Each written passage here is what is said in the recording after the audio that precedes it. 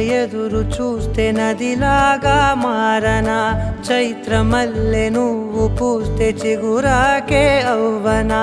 నన్నే వరించే యువరాజును అంట నీ యువరాణి